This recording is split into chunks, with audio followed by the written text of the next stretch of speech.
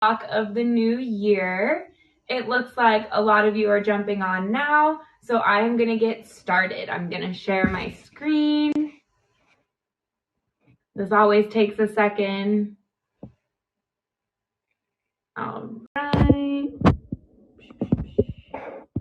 There we go. All right. Well, like I said, welcome everybody to our first talk of the year. If this is your first talk ever, welcome. If you've been here before, welcome back.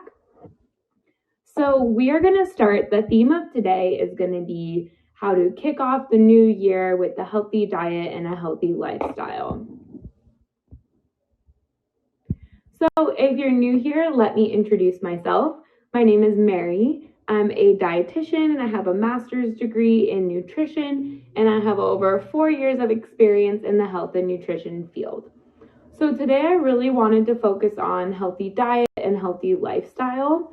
So first we're going to kind of take a look at an overall healthy diet and what a healthy lifestyle looks like. So they're going to be kind of overarching, not huge into detail, just some kind of broad, big picture stuff. Then we're going to talk about some tips and tools on how to get started with some healthy lifestyle changes. We'll talk about ways to eat more veggies, how to be more physically active, some stuff like that. And then I think meal prepping is going to be the number one way to really enhance your diet and get that overall healthy diet. So we're going to dive into that a little bit deeper. And I'm hoping when we talk about all of these things that we'll be able to kind of take some of this and turn it into a New Year's resolution or like a New Year's goal, or however you want to say it. So we'll talk about goal setting and how to set a good goal. And then hopefully you'll leave here today with some goals, some New Year's resolution that you can bring into the new year.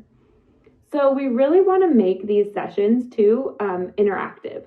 So you'll see on your screen, it says there should be a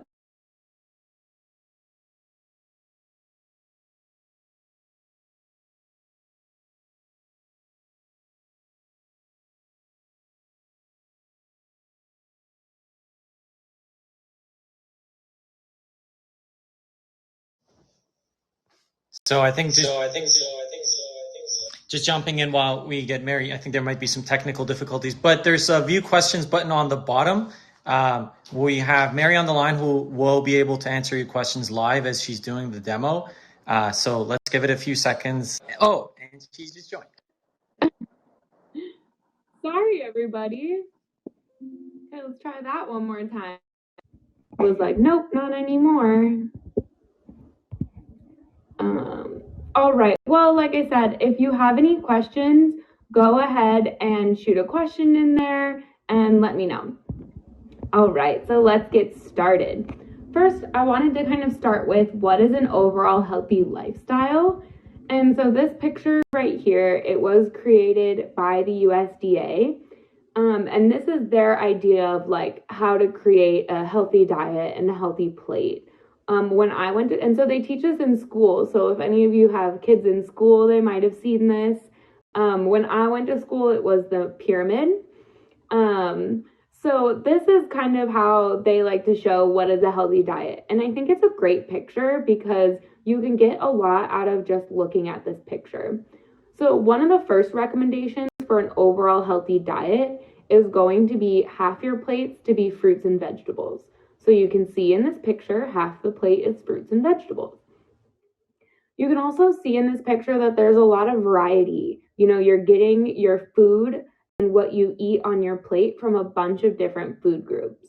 We have our fruits and veggies, our grains, our proteins, and our dairies. So I really like it, kind of shows that too. We need food from all different food groups. And we can also see here, so that, you know, we can also see in that picture, we also see here that our veggie group is going to be bigger than our protein group. I always like pointing that out because, you know, this is what your plate's supposed to look like, right? And I don't know about you guys, but so many times I'll look at my plate after I serve myself dinner and I notice, oh, my protein's a little bit bigger than my veggies. Okay, I either need to add more veggies or I need to take away some protein. because my plate should have more veggies on it than protein. So that's a really good visual reminder as well.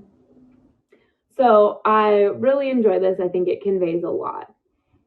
And so when I'm also teaching healthy lifestyles or healthy diets, I really like to focus on and bring attention to things we can add to our plate instead of things we take away. I feel like a lot of diets focus on things to take away, things to cut back, things that you shouldn't eat.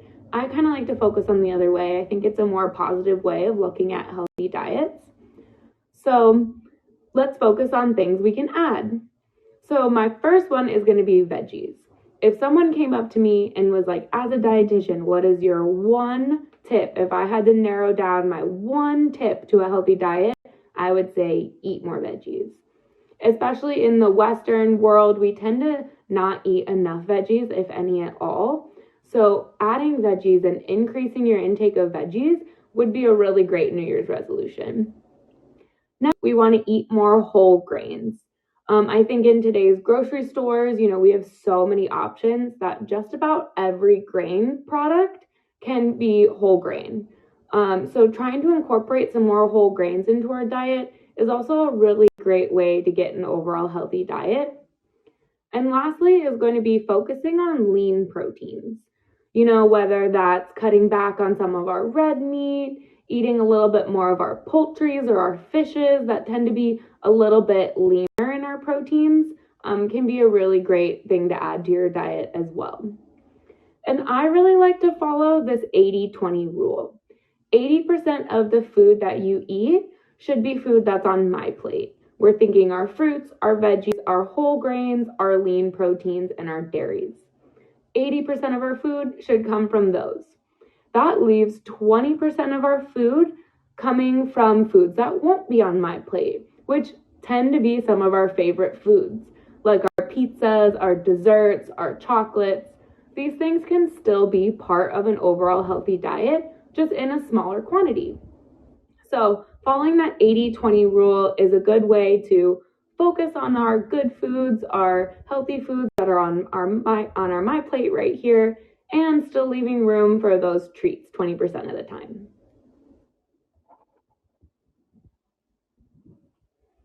All right, but today I didn't just want to focus on healthy food, even though I'm a dietitian. I think an overall healthy lifestyle is really important, and we can get some really good New Year's resolutions that aren't food-based.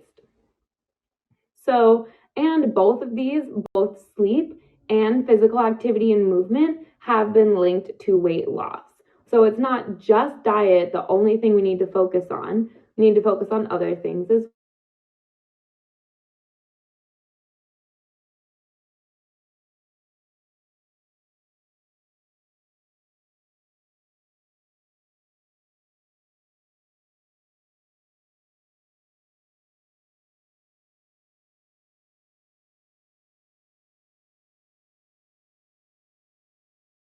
I'm so sorry. I don't know why that keeps happening.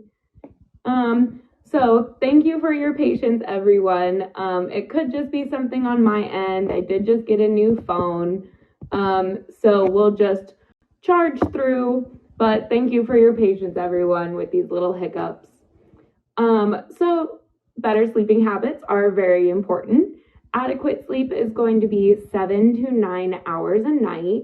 And I know that can be really tough for some people, but it's really important to kind of start prioritizing that if this seems like something you need a little help with.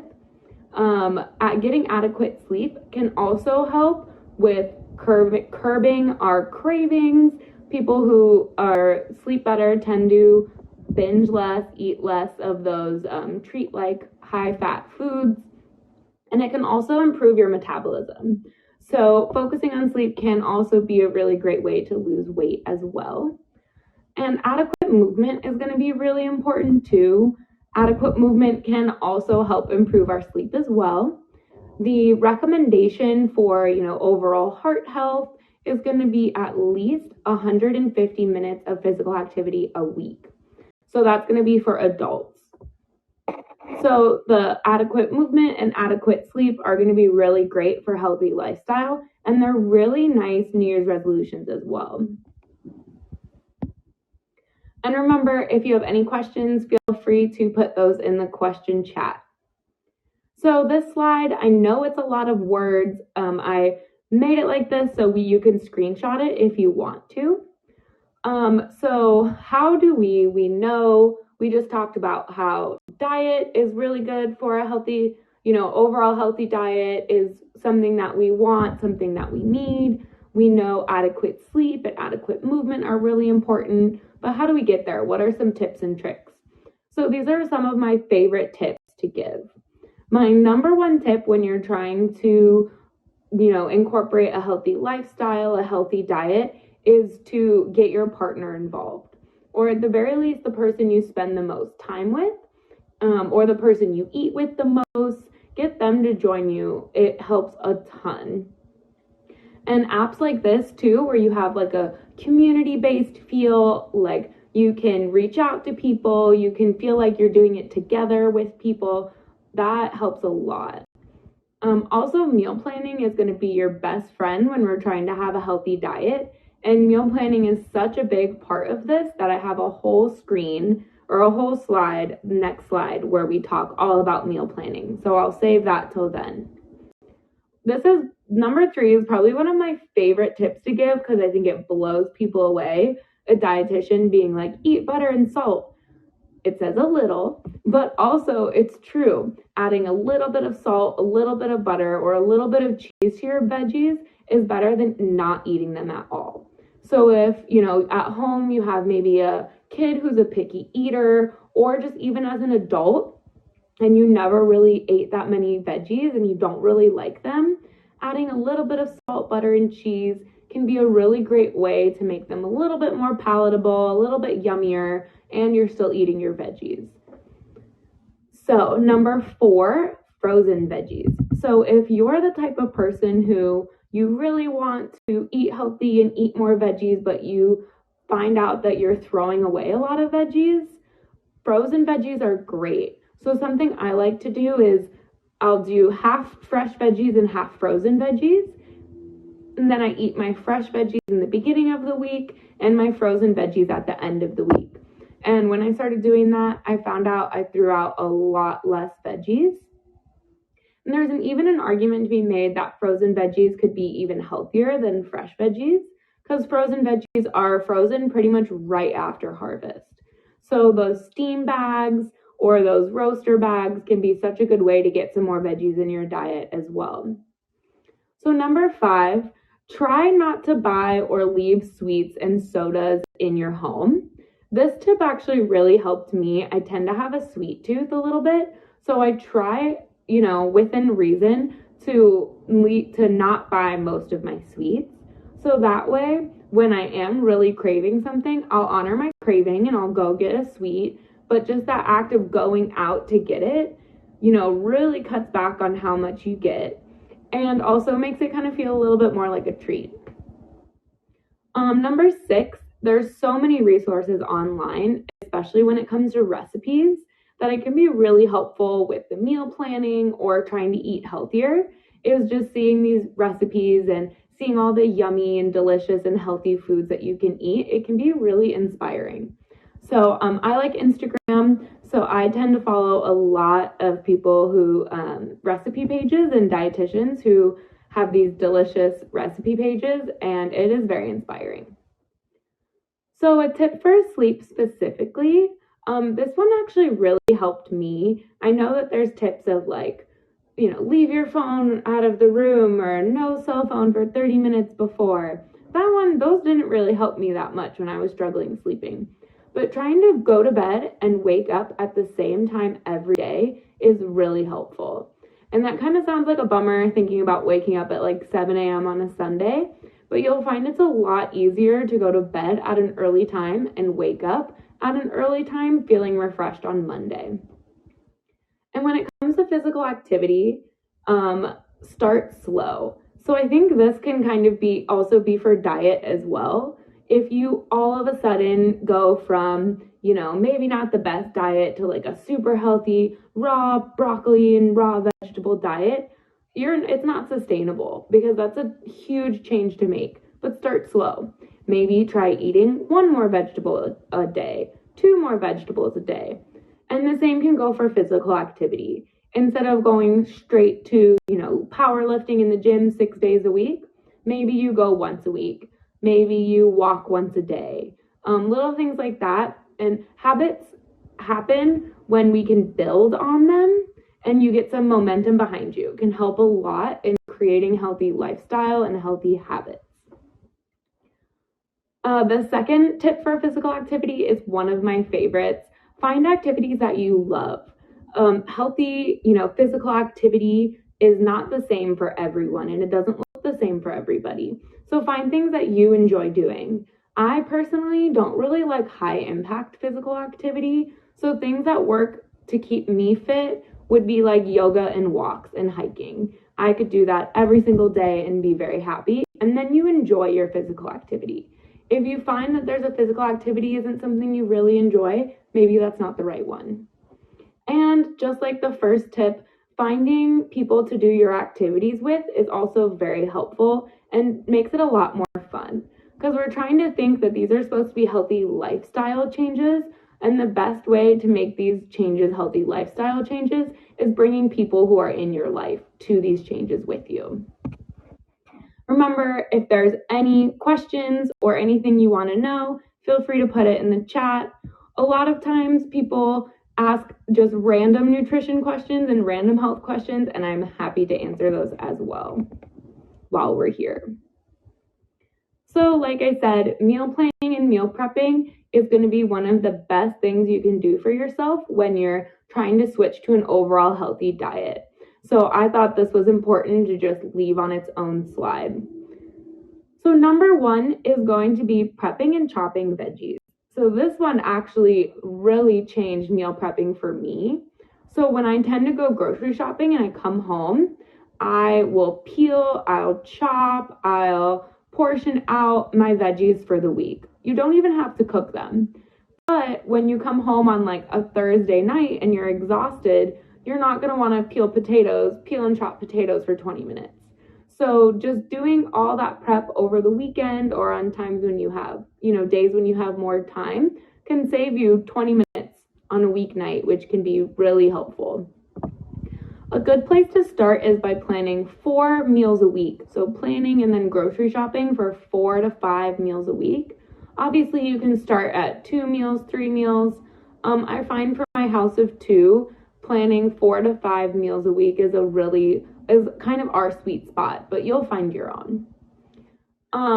And so if you do, this one's a nice tip too. If you get tired of food easily, so it's really easy for me to prep because I can make one lunch and eat it 5 days a week and be good for that week.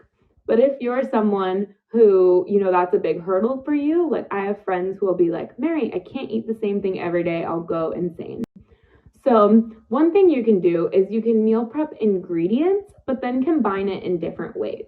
So this picture down here is a really good example of that. You see that every single day has rice as like the big bulk of it, but then all the meals are kind of different every day. They're the same ingredients for the most part, just kind of different. Like one's a Mexican salad, one's more of a Cobb salad, one's just kind of a raw veggie bowl.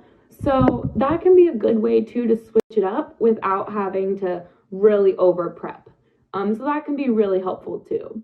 You can also just switch up dressings too. Like if you make one bowl or a salad and you do a Caesar dressing one day and a raspberry vinaigrette the next day, those are going to taste really different. They can be really similar ingredients. So that helps a lot. And when you're meal prepping, remember that making food from scratch takes a long time usually. So make sure you plan at least one easy meal a week and try not to get overly ambitious because there will be one day you'll come home from work, at least one day. You'll come home from work that week and be like, oh my gosh, I don't want to do anything. This meal better take 10 minutes. So I always like to prep at least one really easy quick meal, like quesadilla and black beans and rice with avocado. That won't take long at all, but it's, got a little bit of everything. So that's always pretty helpful too. All right, so this is my last slide for today. As a reminder, if you have any questions at all, feel free to shoot them in the chat and I'm happy to answer any of them. So finally, we've talked about healthy diet, healthy lifestyle, getting better sleep, getting more physical activity, eating more veggies. How do we turn this into a New Year's resolution? How do we turn this into a goal moving forward? So good goals are SMART goals. So this is my favorite way to structure goals. And as a dietitian, when we work with patients, these are how we kind of like to set up goals. So the first one is going to be specific. Is your goal specific? So as you can see here in my good examples, I want to eat at least 3 servings of vegetables a day, every day by the end of January. That is very specific. We have what I want to eat, how much I want to eat it, when I want to eat it, and by when. So next is going to be measurable. So if we look at my first example, that's very measurable, at least 3 servings. I'm saying the exact measurement.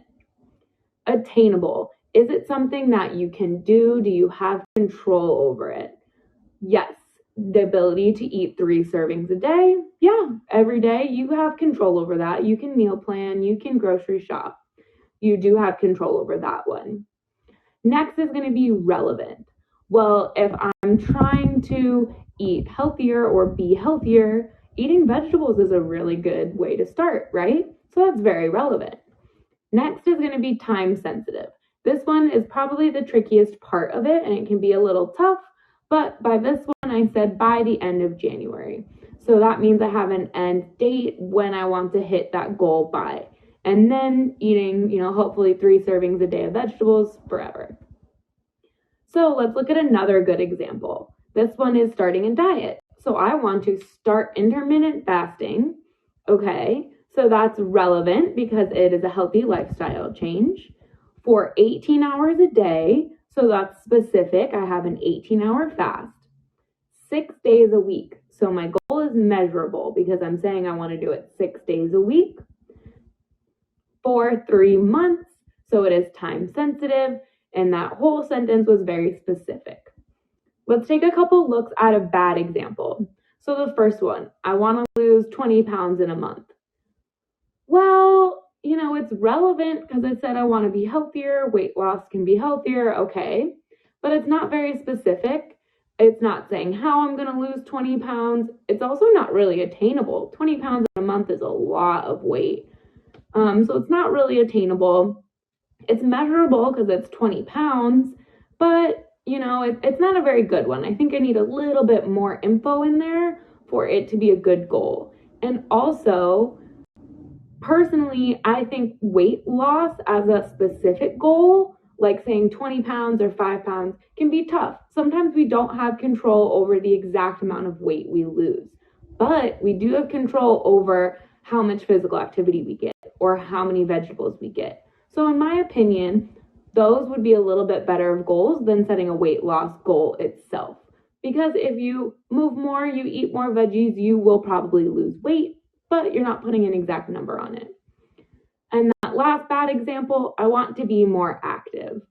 We know it's relevant, but it is none of the other things. And it's attainable more, it's okay. It's a little more, you can do that, but it's not measurable, specific, or time sensitive. So it's not really a great goal to set.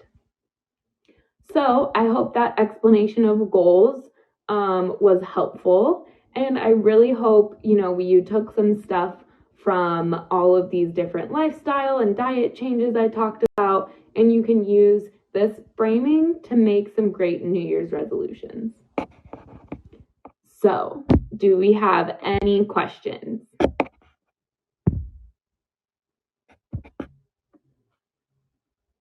Let me look in the question chat.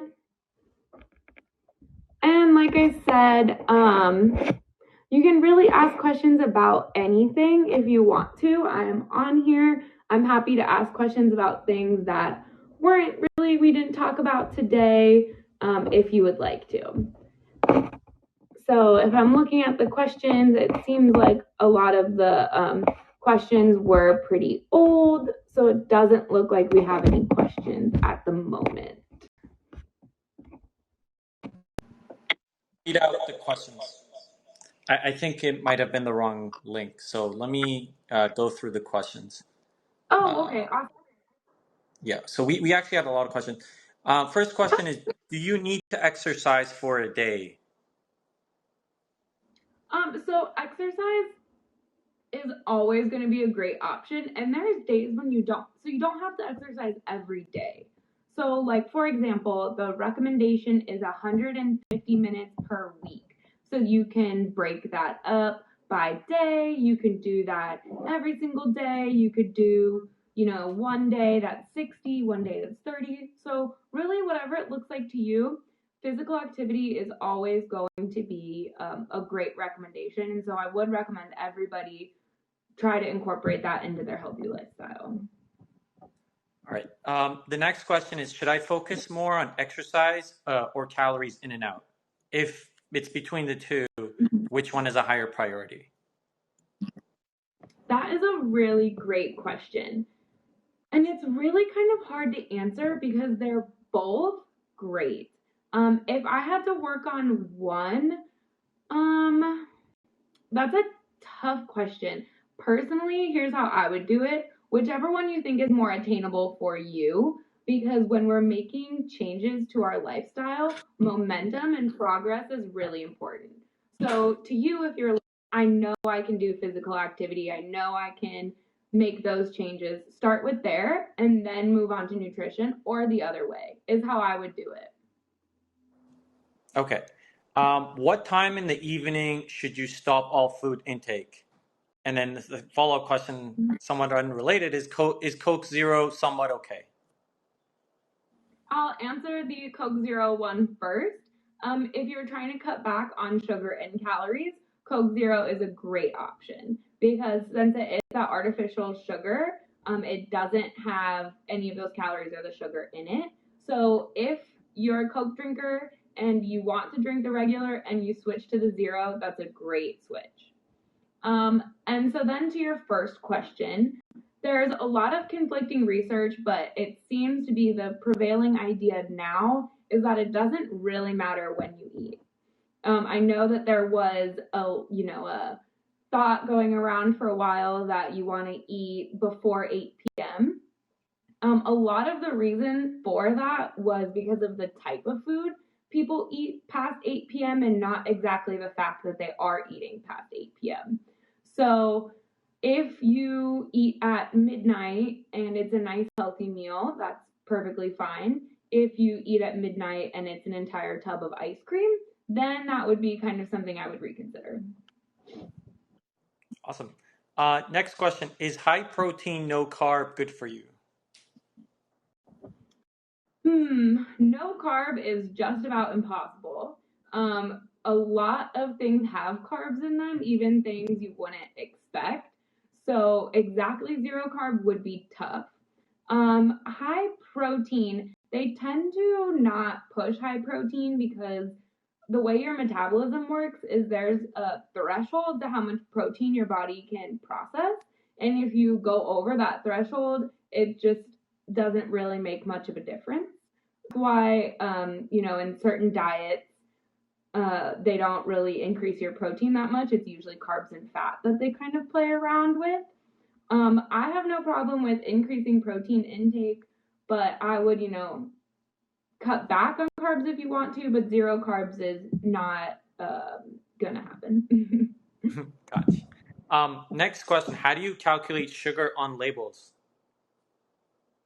That is a great question. I'm actually happy to do this and go through some examples on label reading in another video if you guys would like to, because I think it is a really great skill to learn.